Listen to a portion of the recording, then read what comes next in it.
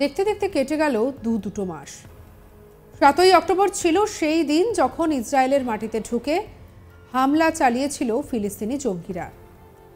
তারপর থেকে পাল্টা হামলা শুরু করে ইসরায়েল। সেই হামলা এখনো থামার নাম নেই। আর এই নিয়ে যেন গোটা বিশ্ব দুভাগে ভাগ হয়ে গিয়েছে।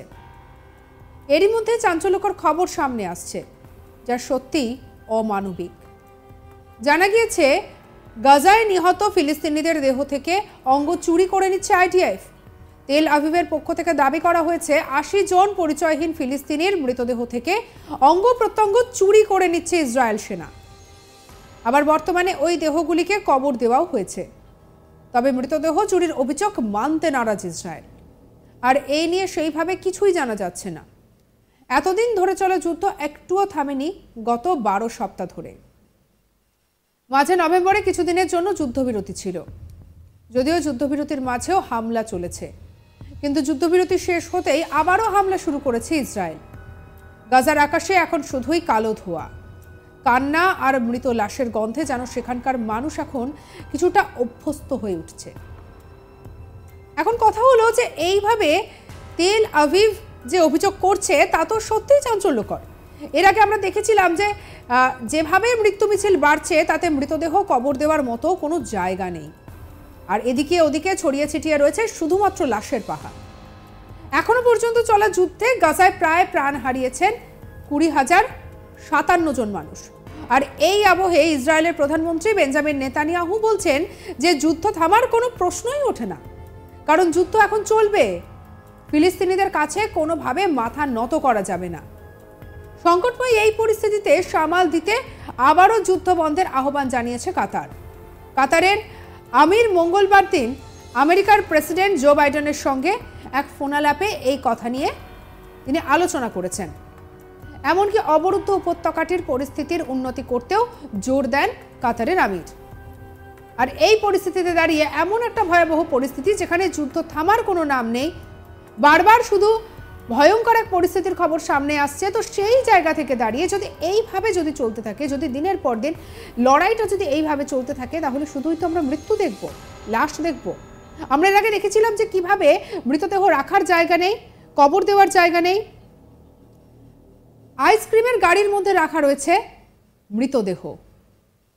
তার নিচে ভাবতে পারছেন যে কি ভয়ঙ্কর অবস্থা সেখানে।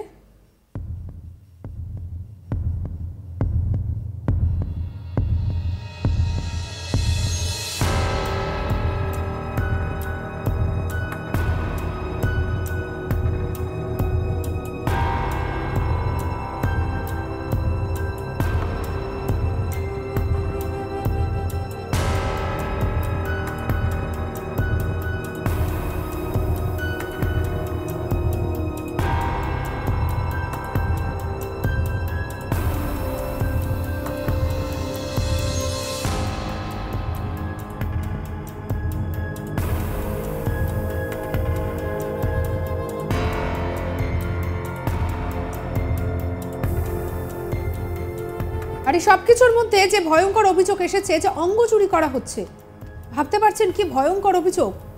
মৃত ফিলিস্তিনিদের নাকি অঙ্গ চুরি করে নিচ্ছে ইসরায়েল, আবার সেই অঙ্গ নাকি বিক্রি করে দেওয়া হচ্ছে। যেখানে একটা দেশ ধ্বংসস্তূপের মধ্যে দিয়ে মানুষজন দিনে দুপুরে মরে যাচ্ছে, শুধুমাত্র লাশ আর লাশের স্তূপ, সেখানে নাকি সেই সমস্ত মৃত মানুষদের অঙ্গ চুরি করা হচ্ছে। এরকম মারাত্মক অভিযোগ এসেছে ইসরায়েলের বিরুদ্ধে।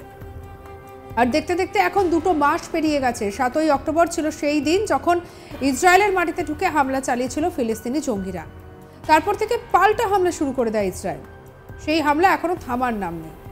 আর এই নিয়েই যেন গোটা বিশ্ব দুভাগে ভাগ হয়ে গিয়েছে। এরই মধ্যে চাঞ্চল্যকর খবর সামনে এসেছে, যা সত্যি অমানবিক। জানা গিয়েছে গাজায় নিহত ফিলিস্তিনিদের দেহ থেকে অঙ্গ চুরি করে নিচ্ছে আইডিএফ। তেল আভিভের পক্ষ থেকে দাবি করা হচ্ছে যে ৮০ জন পরিচয়হীন ফিলিস্তিনিদের মৃতদেহ থেকে অঙ্গ প্রত্যঙ্গ চুরি করছে ইসরায়েলের সেনা।